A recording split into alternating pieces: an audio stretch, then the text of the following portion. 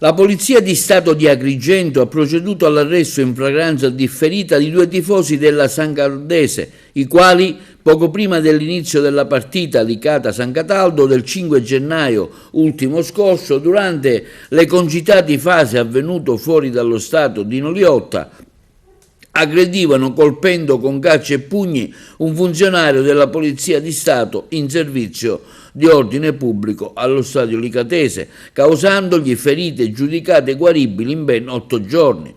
Inoltre uno degli arrestati, durante il disordine avvenuto tra le opposte tifoserie, scagliava una bottiglia di vetro all'indirizzo dei tifosi licatesi. L'immediata attività di indagine condotta dagli operatori della Digos di Agrigento, dal commissariato di pubblica sicurezza, con l'ausilio della Digos di Caltanissetta, sulla scorta di precisi rilievi video-fotografici del gabinetto della Polizia Scientifica di Agrigento, consentiva loro di addivenire all'identificazione degli autori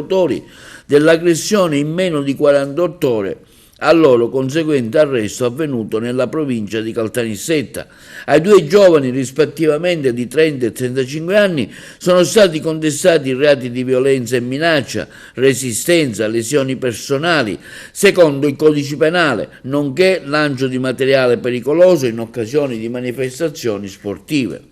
I 2 arrestati al termine degli atti di rito venivano quindi posti a disposizione dell'autorità giudiziaria competente,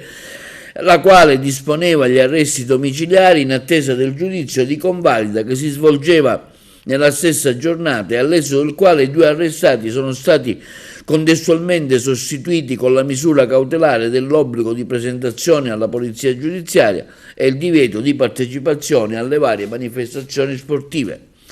Il questore di Agrigento Palumbo, a seguito del puntuale e concomitante lavoro della divisione anticrimine, ha tempestivamente adottato a carico dei 2 soggetti la misura di prevenzione del DASPO della durata di 5 anni, con prescrizione dei giovani colpiti dal provvedimento di ottemperare all'obbligo di comparire presso gli uffici di polizia durante lo svolgimento delle partite della San Cataldese.